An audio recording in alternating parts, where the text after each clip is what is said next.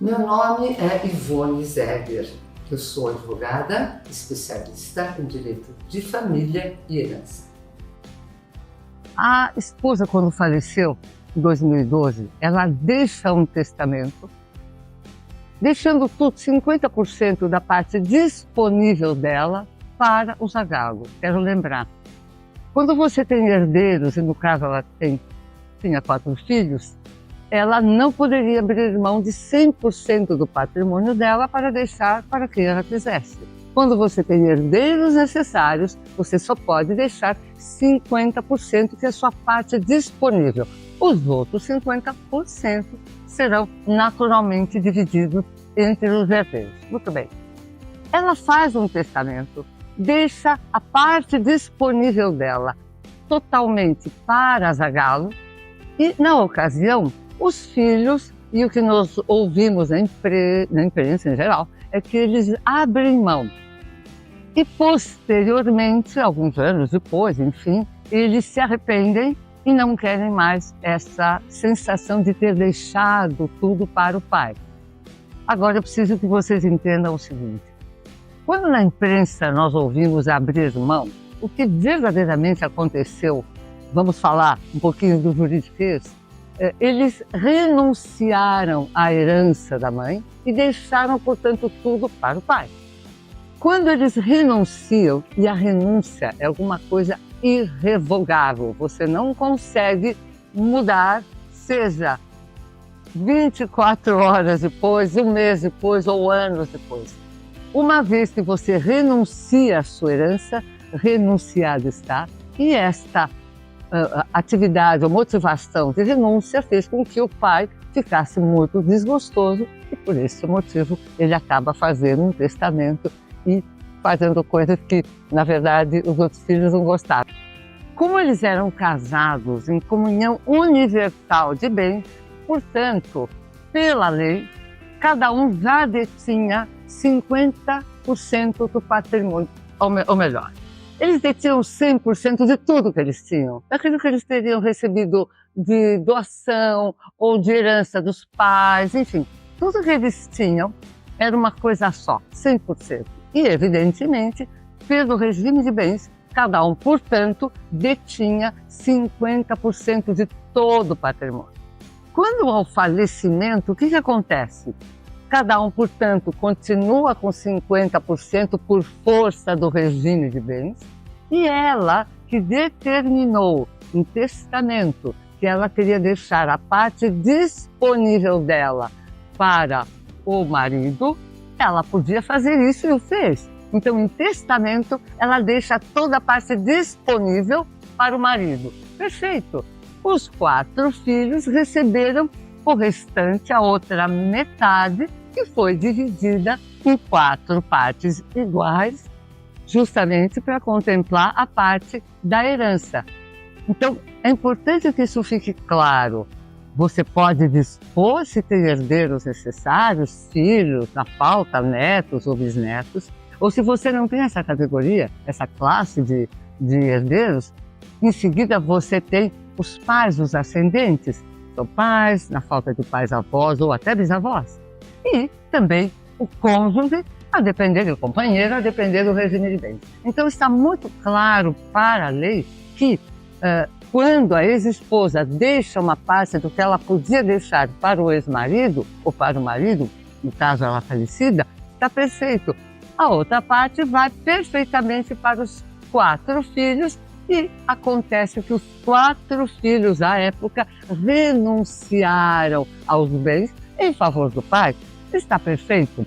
Só que depois você não pode se arrepender. No caso do zagalo, que nós estamos aproveitando as informações, quando ele faz um testamento, ele ficou entristecido com os filhos por conta daquilo que eles, na época, abriram mão ou renunciaram à herança da mãe em favor dele, e posteriormente eles quiseram mudar, isso o entristeceu tanto, e por outros motivos que a gente sabe alguns e não sabe de outros, que ele resolve fazer um testamento e deixar tudo para um dos filhos.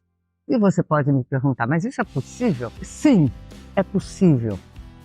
repetindo, quando alguém tem herdeiros necessários, que no caso do Zagallo eram os 4 filhos, mesmo assim, e você que tem um comércio, você que tem uma loja, uma pequena empresa, enfim, você que está nessa situação, que é casado ou casada, ou está em união estável e tem filhos, seja do seu casamento, da sua união, ou filhos de relações anteriores, você precisa entender o seguinte, importantíssimo. Você, e isso é uma das coisas que eu chamo de mais democráticas na área do direito, você é o único que pode fazer um testamento, que é esse documento importantíssimo.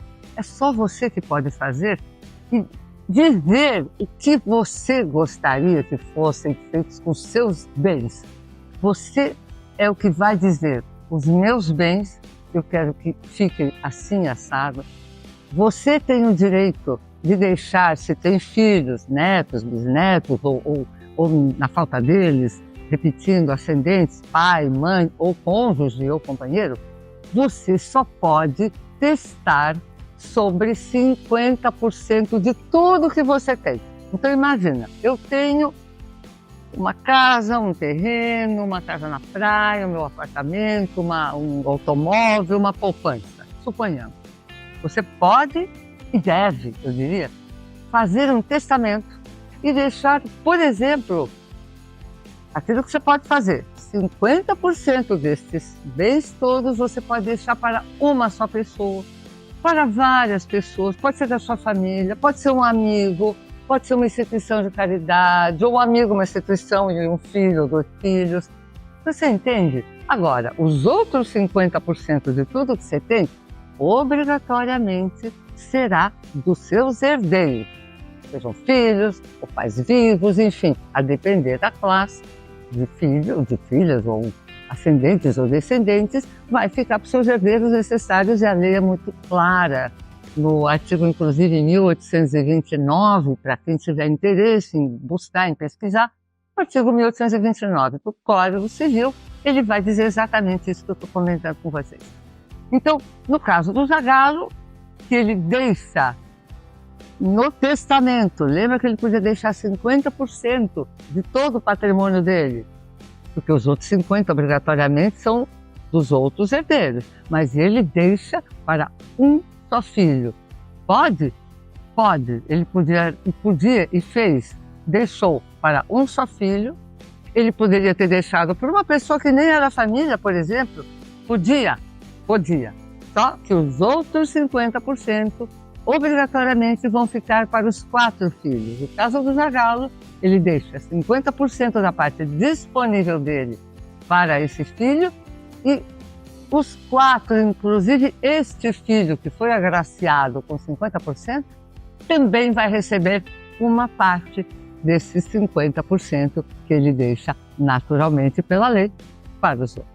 Vamos lembrar que filhos, independente da forma, se eles vieram dentro do casamento, fora do casamento, numa relação furtiva, enfim, filhos reconhecidos, todos têm o mesmo direito.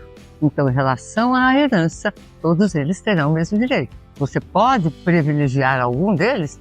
Pode, mas lembrando que 50% só. Com 50%, os outros que vão estar obrigatoriamente para os outros herdeiros, não tem problema nenhum. Com 50% você pode privilegiar. É inteligente quando você toma consciência de que aquilo tudo que você fez, que você trabalhou, o teu pequeno negócio, o teu grande negócio, você pode fazer, por exemplo, uma coisa que nós temos feito muito, um planejamento sucessório. Você vai dizer, não, mas eu só tenho um pequeno negócio, uma loja, um imóvel, um apartamento. Enfim, não importa. Se você consegue fazer em vida um planejamento sucessório, eu não vou dizer que ele é simples, obviamente, dependendo do que você tem de patrimônio, ele pode ser muito mais simples do que alguém que tem um patrimônio muito grande, que tem muitos filhos, que tem um casamento ou outro, que não se separou, não tem uma separação judicial, um divórcio, mas já tem também uma união estável, então não houve a partilha de bens com seu companheiro ou seu cônjuge e você pode vir a falecer, como você não partilhou os seus bens do casamento, porque você não fez uma separação judicial ou um divórcio, este ex-cônjuge tem direito na sua herança, mais do que só da parte que cabia a vocês e a depender do regime de bens, parte que caberia a esse que está separado, ele tem direito numa sucessão. Não pensa que só porque você se separou e não partilhou bens, ou se divorciou e não partilhou aqueles bens do seu casamento ou união estável anterior, que você vai se livrar. Não, então agora eu já sei, ele ou ela não vão ter direito. Tanto vão ter direito que tem. Eles vão entrar no inventário juntamente com sua nova esposa ou seu novo companheiro, enfim, junto com seus herdeiros. Por quê? Era um direito adquirido por força do casamento ou da união estável e por força da escolha do regime de bens. Por isso que eu sempre digo, e isso é uma orientação muito, muito forte, eu digo muito positiva, há muitos anos eu só falo dessa forma e as pessoas que estão acordando e acordaram. O teu regime de bens, o teu casamento ou na sua união estável é a coisa mais importante que você pode escolher para a sua vida, a vida do seu companheiro, enfim, e dos seus filhos. É a coisa mais importante. Se você escolhe bem o teu regime de bens, você pode ter certeza que todas essas coisas que nós estamos conversando serão muito mais fáceis. No caso de Palmeirinha, se ela tivesse uma mulher inteligente, uma mulher esforçadíssima, que dedicou a sua vida a poder dar o conforto para suas filhas, se ela tivesse realmente feito um pequeno, eu repito, um pequeno planejamento da sua vida, daquilo que ela tem, do que ela deixou, ela nunca imaginou que as filhas fossem se degladiar por conta de dinheiro, por conta de patrimônio. Eu tenho certeza que ela pensou dessa forma. E mais, eu tenho certeza que você também não imagina isso. Nossa, mas os meus filhos se dão super bem, eu eduquei muito. Eu não tenho dúvida. Só que o futuro, ninguém sabe. A bola de cristal normalmente ela é quebrada, então a gente não sabe como resolver esses assuntos. A melhor coisa, procure um especialista. Converse com ele, mostre a sua necessidade, o que você gostaria. Mesmo que até seus filhos ou parentes, enfim, digam, não, mas não precisa, está tudo em ordem, eles vão se ajeitar. Não pense dessa forma. Nós todo dia temos exemplos de como essas coisas que não são resolvidas no momento certo acabam atrapalhando tudo aquilo que você construiu. Por quê? Porque você imagina o dispêndio de tempo, dinheiro, esforços que estas coisas não bem resolvidas vão gerar no patrimônio que você construiu. Ninguém precisa abrir mão. Se você quiser abrir mão, e eu repito a palavra, abrir mão em direito sucessório significa renunciar. Eu não quero nenhum bem. Eu vou dar mais um detalhe, agora eu vou abrir um parênteses. Quando se renuncia a parte que caberia da herança, lembra, você não pode dizer, suponhamos, tem 3 imóveis, mas eu não quero este, eu só quero esses 2. Então eu vou renunciar a este e vou ficar com esses 2. Posso? Não, não pode. Quando você renuncia na herança, você renuncia à totalidade dos bens que caberiam a você. Então, se você não gosta de um, mas aceita os 2, ou gosta de 2 ou não aceita um, não adianta. Ou você renuncia a tudo, e quando você renuncia a tudo, esses bens vão para os outros herdeiros, ou você aceita tudo, mesmo não gostando de um ou outro, e depois que você aceita, paga os impostos, enfim, aquilo que a lei determina, e depois você doa, você vende, faz o que você quiser. Mas quando existe isso, quando existe uma renúncia, é renúncia. Não dá para voltar atrás. Muito bem.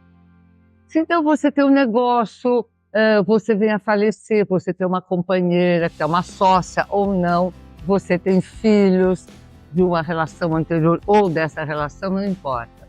Esses filhos, eles podem não querer seguir o negócio. Então, se eles não querem seguir o negócio, não, o negócio eu não quero, mas me interessa a casa da praia. Ah, o negócio não me interessa, mas me interessa a fazenda, o sítio que meu pai ou minha mãe estão deixando. Não, mas o negócio não me interessa, mas me interessa os dividendos de uma conta corrente ou das aplicações que meu pai ou minha mãe fizeram em relação a... Não pode. Não é assim. Mesmo que você não queira saber do negócio, o negócio faz parte do todo da herança. Então, se você renuncia ao negócio nesse momento, você só está renunciando a tudo aquilo que você imagina que poderia ser seu. Não. O negócio, então, se você renuncia, vai ser dividido entre os outros herdeiros. A sócia, que pode ser ou não, veja, uma sociedade muitas vezes não é com seu companheiro, marido, mulher, não. É com um sócio, um terceiro, que você tem a sociedade e ele vai entrar também nessa distribuição, porque ele tem interesse. Ele tem interesse, de repente, em comprar a parte do negócio ou em vender para os herdeiros a parte do negócio. Então, por isso que eu digo que você fazer um planejamento sucessório, um planejamento patrimonial, mesmo que seja um pequeno patrimônio, é inteligente, porque você pode fazer modificações de contrato, você pode fazer uma holding. O que é uma holding? É uma empresa-mãe que tem negócios ou patrimônio, imóveis junto, e você faz uma empresa só para administrar tudo, você já identifica quem vai gerenciar ou não, se os seus filhos vão poder entrar no negócio, porque o negócio é teu. Você determina como você quer fazer. Então, tudo isso é possível, mas eu repito, converse, oriente-se com um advogado, eu vou falar advogada, da sua confiança, para que você tenha isso tudo bem esclarecido, bem fundamentado, bem orientado, e que você, no final, não acabe perdendo uma boa parte, ou muitas vezes tudo, em função de não se preocupar com isso. O tamanho do patrimônio, lamentavelmente, que a gente pensa, não, mas um patrimônio pequeno, eu tenho só uma loja, um pequeno supermercado, um grande supermercado, o que eu vou dizer? Eu tenho 2 filhos. Não, eles vão se entender. Deixa, vai acontecer. Não faça isso. Você se matou, você fez das tripas coração para poder manter até o momento que você pôde, fez tudo possível, e isso, graças ao seu negócio, você conseguiu pôr comida na mesa, dar estudo aos seus filhos, ter uma vida pelo menos minimamente confortável, ou talvez você teve a possibilidade de fazer um grande patrimônio com imóveis, não importa. Até um pequeno negócio, se você tiver, entender tudo o que eu estou dizendo e fizer um planejamento, muitas vezes é somente, a depender do patrimônio, um testamento. No testamento você já dispõe, olha, eu tenho só esse negócio, mas quem eu quero que gerencie é este filho. Eu quero que quem seja o testamenteiro, quem seja o inventariante, este filho, porque ele já está mais afeto ao negócio. Não adianta o outro filho querer, porque ele tem mais interesse momentaneamente, e ele querer ser o inventariante, porque vai dar problema, ele vai atrapalhar e vai dar problema para os outros. E o negócio vai acabar, em vez de ir para frente, vai para trás. Então, esses detalhes, até você dizer quem você quer que seja, quem vai cumprir o testamento, quem vai ser o inventariante, gente, isso é importantíssimo. Lembrando, hein, também um parênteses, quando a pessoa falece, você tem até 60 dias para abrir o inventário. Se você não abre o inventário em 60 dias, tudo que você vai transmitir aos seus herdeiros virá com multa. E a multa é grande. Se você passa de 180 dias até 180 dias, se eu não me engano, é 10% do patrimônio e depois passa para 20%. Então, os números podem mudar, os números podem até se alterar dependendo do estado do Brasil, mas lembre-se, você é que fez, você que determinou. Então é importantíssimo que você possa fazer e você determina o que é melhor. Patrimônio pequenininho, patrimônio imenso, é patrimônio. É teu sangue no teu negócio. Se você tem patrimônio no Brasil e tem patrimônio fora, uma casa, um sítio em Portugal, você tem uma quinta, você tem um apartamento nos Estados Unidos, enfim, ou você tem dinheiro fora do país, nos Estados Unidos, na Europa, enfim. O patrimônio que o Brasil vai recepcionar quando você vier a falecer é o patrimônio que você tem no Brasil. Tudo que você tem fora do país, aonde for, você vai ter que abrir um inventário nos determinados países onde você tem o bem, porque ele terá que ser partilhado no local e de acordo com os herdeiros que você tem. Então, se você é brasileiro, estrangeiro, não importa. Se você tem patrimônio no Brasil, pode ser em qualquer cidade, em qualquer estado, você tem que abrir um inventário no Brasil. Os bens que você tem fora, seja aonde for, pode ser na China, pode ser em Singapura, na Tailândia, na Rússia, não importa.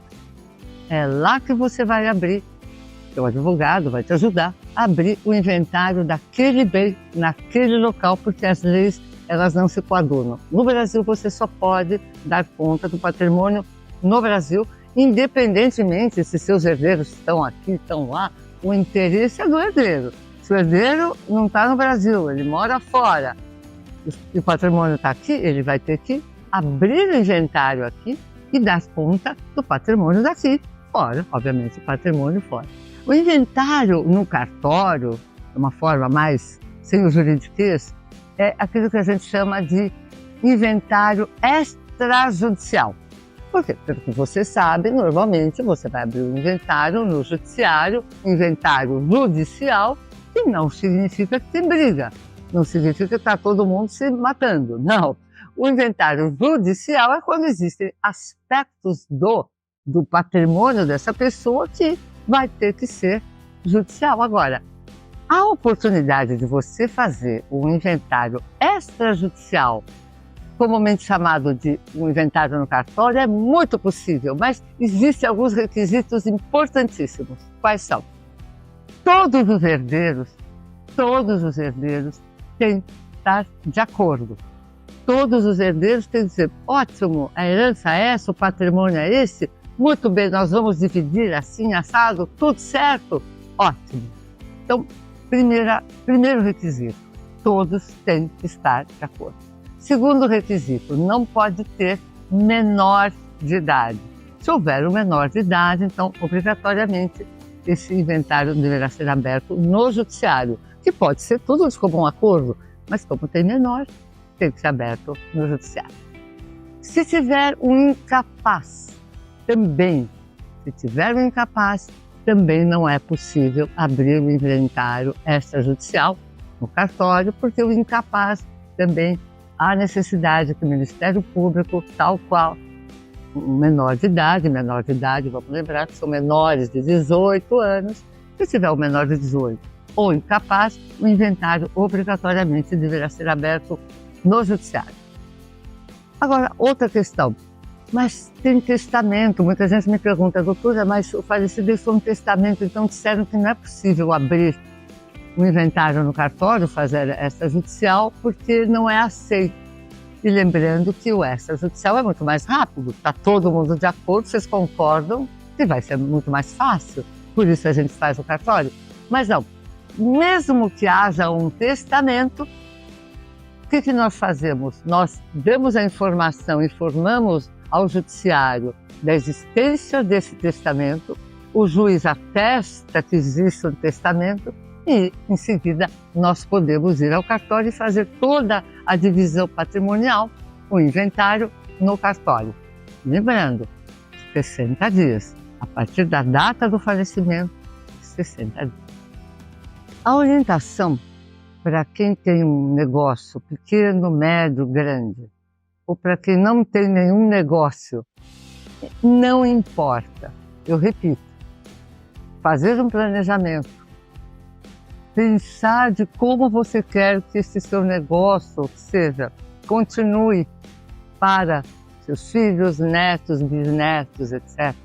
você precisa buscar um profissional da área especializado para te ajudar. É muito mais simples do que depois você buscar remediar, ou as pessoas vão acabar remediando tudo aquilo que você fez. Então, isso é muito importante que você tenha em mente daquilo que você pode fazer, que obviamente você não é obrigado a fazer, mas uma vez que você tem esse conhecimento, não deixa para amanhã. Tudo que você deixa para amanhã, normalmente você acaba esquecendo, porque tem outras coisas mais importantes no seu dia a dia.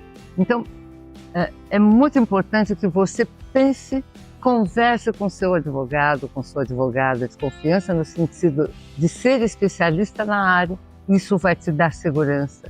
Não tente fazer as coisas só por você. Uma coisa que eu até chamo a atenção, e você pode ter tido alguma experiência nesse sentido, você imagina que foi fazer uma compra e uma venda de um negócio, de uma propriedade, alguma coisa assim.